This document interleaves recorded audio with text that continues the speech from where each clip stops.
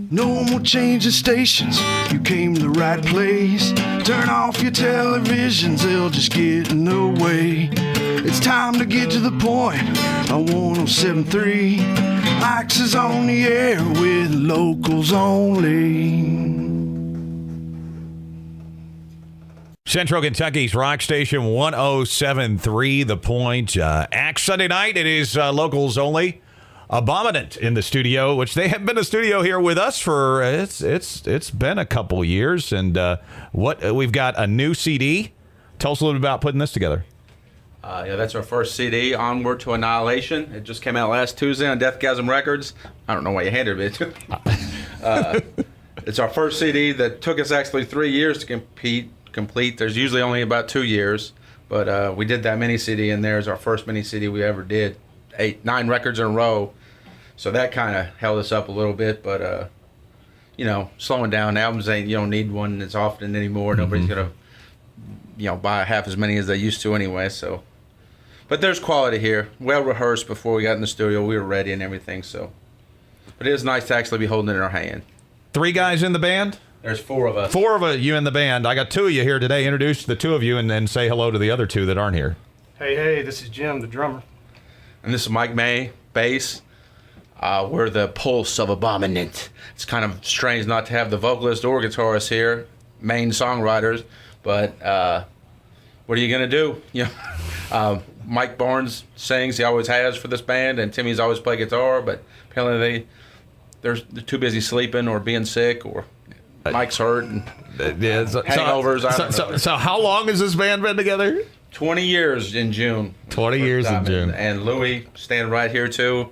For about the 2nd year, we actually practiced at his house. He helped us write the first album. Yeah. And I don't think even at that time he even had a band. We just played in his. Yeah. Did he do backing vocals? Not that I know of. Not that you know. he might have done some stuff on our gear when we weren't there, which would be okay. But I don't know what happened the rest of the week. Yeah, I've been in a band since 2005. So. Okay. So what keeps the band together, and in the songwriting process? How do you guys get your songs together? Usually, me and Timmy usually connect. We do.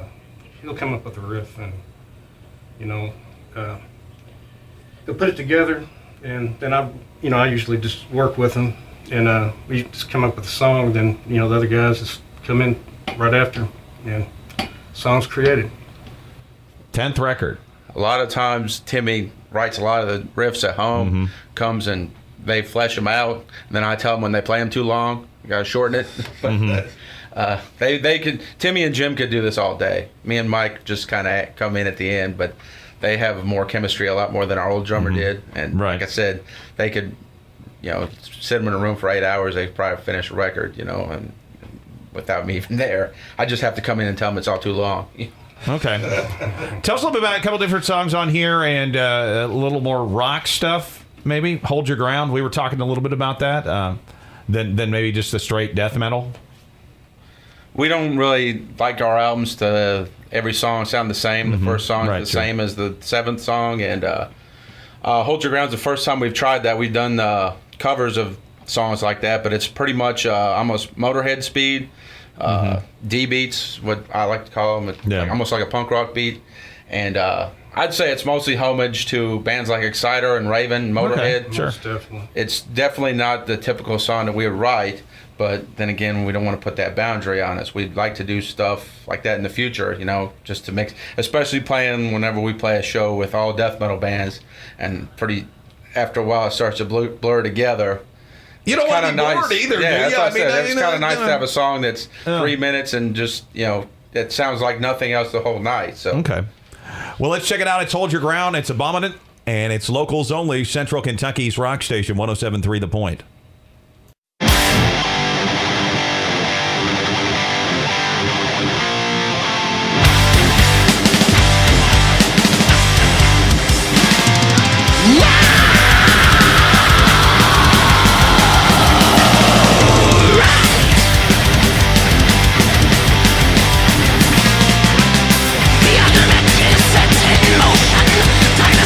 Rise to the call, weapon in hand and ready